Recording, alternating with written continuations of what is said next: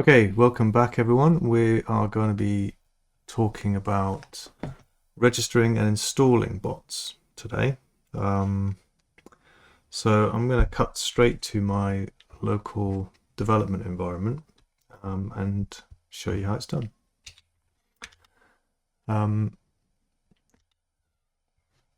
Now, I've got my OpenChat up and running. That's assumption number one. If you don't know how to do that, don't worry. You can go to the OpenChat repo. The README has full instructions on how to get up and running locally. You can either do it by running deployment scripts to deploy all of the canisters onto your local machine, or you can opt for using a Docker image, which is probably the easier option if you're not intending to do any actual OpenChat development and just want to get the environment up and running. We will have a dedicated video on how to do this as well, so I'm going to take that as read for the time being and assume that's done. The other thing I'm going to assume is that you have created a bot and that you have that bot running somewhere accessible to your machine. Again, if you have no clue how to get started writing a bot, don't worry, we will have more detailed instructions and videos specifically addressing that as well. But for now, we're going to assume that's done. I want to focus specifically on how we register the bot and then how we go about installing and using the bot. Okay, so with that said, the first step is simply to go into any chat. I have a couple of community and a couple of chats created here already for me, and enter this register bot command. And we will be presented with this form. So anyone's allowed to register a bot, but when you register it, it's going to be registered in this unpublished state, this private state. And that means that it won't be available to everyone. We can further restrict the scope in which a bot is available by entering this test context here if we want to. If we don't enter that, then this bot will only be available to me, the owner, in the context of a chat that I also own. So the person who runs this command ends up being the owner of the bot. So we're just going to go fill in this form, give it an avatar so we can recognize it. I'm going to leave this test context blank in my local environment because there's no need to restrict it in the local development environment. The next thing we need to think about is the principal. Okay, principal is how it's part of how OpenChat will identify this bot when the bot makes calls into OpenChat. And it's slightly different depending on whether you're creating an on-chain bot, in which case this principal will just be the canister ID, or if you're creating an off-chain bot, then you will need to generate a PEM file and create a principal from that. That might sound a bit complicated. If it does sound complicated, don't worry. There's documentation in the OpenChat Bot SDK repo that will explain exactly how to do that. So I'm not going to go into it here, but suffice to say my running bot already has a principal, so I can just copy and paste it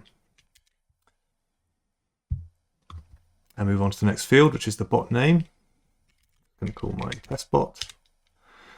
And then this is the important part. This is the bot endpoint. So here we enter the origin, as in the protocol and the domain name of where our bot lives. And in my case, this is running on localhost. So, and then once we've entered the origin, we can press this button here, which will load the definition. So part of developing a bot is creating an endpoint which will return all of the information about the bot, as in what commands it supports, what permissions it seeks, what parameters those commands require, etc. So it's very important that that's correct. So we try and load it. OpenChat's going to bring in that definition from the bot itself, and it's going to try and parse it and understand it and show us a breakdown of all of the commands that the bot implements. And this is your first chance to see whether you've made some kind of mistake in your bot definition, because it probably won't load here if it's not defined correctly. This bot that I'm loading is a test bot. It's not really intended to offer a kind of coherent set of functions. It's mostly designed to have a bunch of commands to show off various aspects of the bot development framework. So if you find this array of commands a bit confusing, that's why. So we see all the commands that we've parsed. If we want, we can click into any of these, have a look at them in a bit more detail. We can see the command name, description of what it does, and then we see some command permissions, and these are the permissions that the bot developer has asked for. So what they're saying here is that when a user runs this command, the behavior that my bot will attempt in response to that command will need the following permissions, and they can be community permissions, chat permissions, message permissions. So you can see in this case, all it requires is the permission to send a text message. We can also see that this command has one parameter. We can drill into that as well. See, it's a string parameter. It's a required parameter. You must enter a prompt. It tells you what this parameter is for and what the placeholder text is going to be, and some basic validation rules. So you can look through all of those commands, make sure all looks correct, make sure it's as you're expecting, and then you can go ahead and register it. So what does that mean? Okay, it doesn't mean anything yet. No one will be able to use this bot yet, as in they won't be able to run the commands or anything, because the bot has not yet been installed. So what we've done so far is register the bot with the system, and it's registered in an unpublished state. We may wish to do that so that we can test it before we've finished developing it, perhaps, and only when we're all happy with it will we move to publishing the bot. And that next step is done via proposal. The reason being, that's the point where the bot will be available to everyone in the system. So we want the DAO to be able to have a look at that and decide whether that's something that we want in the system. So at this point, the bot is registered. The next step is to install it. Installation is done into particular locations. We can install a bot into a community, and then it will be available to all of the channels of that community. We can install a bot into a top-level group, or we can install a bot as a direct chat. So I'll show you those different options and point out any gotchas along the way. So here I'm looking at a community. So we go to the members for the area for the community, and that's where we see this add bots tab here, along with members and user groups. So when we click that, we can see the bot that we just registered. We can note a few things about this. We see the little padlock here shows that this is currently in a private state. It's unpublished at the moment. You see that it belongs to me. I'm the owner of this bot. Everyone can see that. So if they have a kind of problem with the bot, they can contact me, for example. And then we see a summary of all the commands that this bot implements. So if I want to install it, just click on it. And we get this pop-up. Again, seeing another summary of all the commands, and we see also a representation of the permissions that the bot is seeking. And this is the aggregated permissions that are required by all of these commands. Okay. So I'm being asked what permissions I wish to grant within this particular context. Okay. The context here being the community and all of its channels. I don't have to grant all of these permissions if I don't want to. I can say, well, I'm happy for this bot to send text messages, but I don't want it to be able to send image messages. So I just uncheck that, and you see the /image command is now not enabled, and that's because that image command must have required the send image message permission. So it's perfectly fine to do that. It's up to me. I'm the person installing the bot. I get to choose the permissions that it gets from the superset of the ones that it wants. So once I'm happy with those permissions, I hit install. Now, the next part of the installation process, this bot exposes an autonomous function, which means that it is also capable of operating autonomously and not just in response to / commands that the user enters. And that means that I may wish to use that autonomous behavior in this context. I may wish to configure that autonomous behavior now. I don't have to. I could skip this and do it later. But let's see what it looks like if I do choose to configure this now. So we're getting a very similar view here, but what we're being asked to select now is the autonomous permissions. And these are the permissions that the bot gets within this context when it's operating using an API key rather than operating in response to a / command. And again, I can choose whichever ones I want to give it. You can see that this one is asking for the ability to read messages within this scope.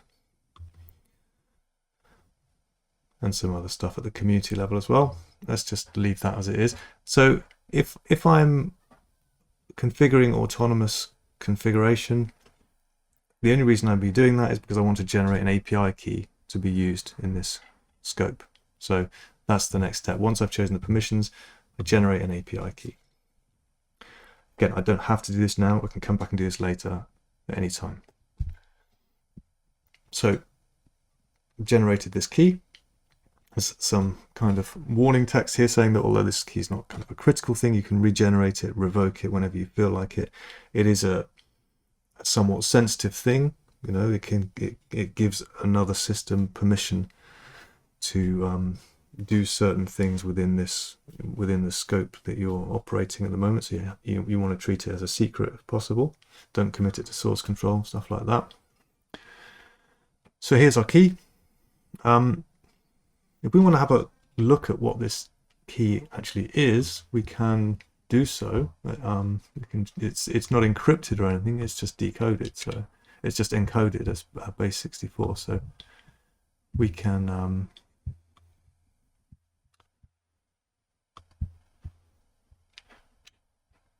hypothetically decode that, although it doesn't seem to be working. There it is. Okay. So we can see it's got an encoded representation of the permissions that we chose. I mean, this is not very human readable, but take my word for it. It's what we selected, and it's also got the scope that we're operating in. In this case, the community level scope. So we can either copy this key We may wish to copy it if we want to go and use it in an integration ourselves. Or the other option here is that we can just send it to the bot. And the bot will, in that case, must have a special handler called sync API key, where it will expect to receive these API keys, and then it can store those API keys for its own use. So if we do that, then we see that the API key has been sent to the bot.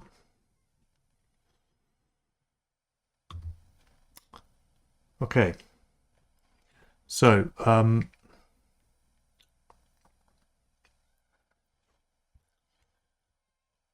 keep in mind that we've got two potential scopes in play here because we're dealing with a community. So what we just did is installed our bot into a community, and then we're looking at the members list for the community. We can see here is the bot. It shows up in the members list. Now it also shows up in the members list for the channels.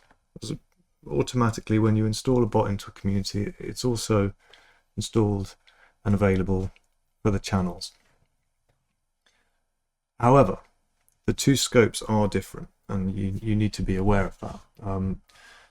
You can see the difference here because in the community members list, it says review API key because we already generated an API key for that community level scope, and we can have a look at that. We can see what that key is and what permissions it encodes, and we can copy it again and we can send it to the bot again, or we can regenerate. You know, if we've accidentally leaked our key, we can regenerate it and create a new one. However, if we look at the channel here, we don't see that review API key. We see generate an API key, because that's because there isn't actually an API key yet at the channel level. Whether you want an API key at the community level or at the channel level is very much case by case. But just make sure that you're clear on the difference between the two scopes. If we were to generate one at this channel level, copy that and have a look at this one, we can see the scope is different. The scope here is a chat scope, and it belongs to the channel, which is contains the community ID and the channel ID. So it's, you can see from decoding it and having a look that it is indeed a different concept. Okay, so with that installed, we should be able to see the commands now. So if we were to news command, for example, we will get back some news headlines, which are just scraped from the BBC website.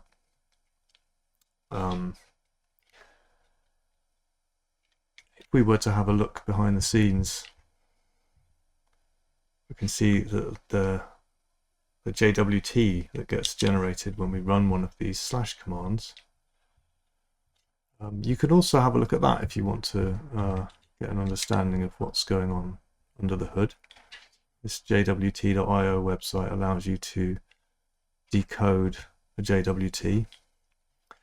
And over here we can see that what's inside here is quite similar to what was inside the API key. We have the scope as before, scope in which the command was run. We have the permissions that were granted to that command. And the additional piece of information that we have in the case of a slash command is a representation of the command itself.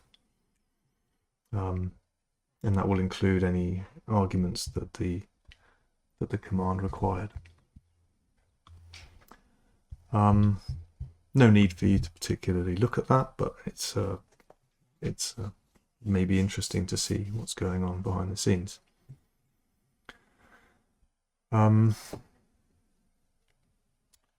So we can also install bots in top-level groups got a top level group here. It's very similar to installing into a community. You simply open the members panel, add bots, click there, install. Again, you can configure the autonomous behavior if you wish, but you don't have to. I'll skip it for now, for example. And then we see that it still says generate an API key here. Instead of review API key, because we haven't generated one yet. If we decided perhaps we made a mistake when we installed our bot, and we gave it permissions we didn't want to give it, we can always find the bot within the members list here, and we can review the bot permissions. So, you know, I've said, oh, actually, I don't want this to be able to send files and create polls. I'll update it. That's fine. And if we've made an even bigger mistake and decided we don't want it at all, that's also fine. We can just remove it. And it's gone. Now, the one other place that we can install a bot is as a direct chat. This is the case where you just want personal access to this bot. You don't want to be interacting with it within a group chat scenario. You just want to be able to see it. And in that, if that's what you want, then you just search for the bot like you would any other user. So we called our bot test bot. So if we search in the direct chats, we should see it. It just comes up. The search result now returns users and bots. Just click on that bot. And because this isn't a user, it doesn't immediately enter into a direct chat.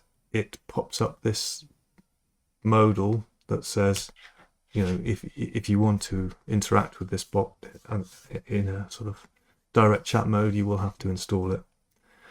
And from that point on, it's very much the same as either of the other scopes. Again, you select the command permissions that you want to give it, hit install, decide whether you want to configure an API key at this stage or not.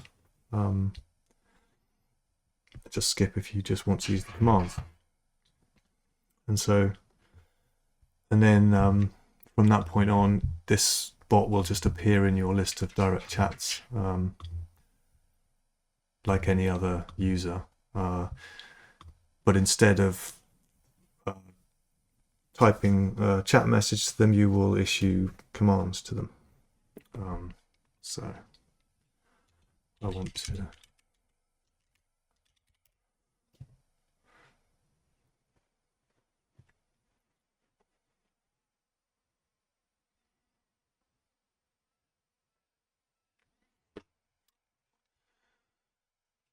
So when you were, if you're testing away on this bot and you're ready to publish, you would make a proposal within the OpenChat proposals channel.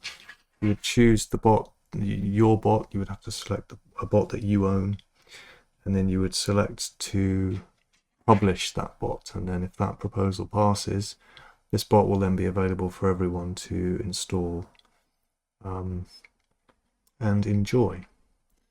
So hopefully that gives you a little idea of how bots are registered and how they are installed and how you use them once they're installed.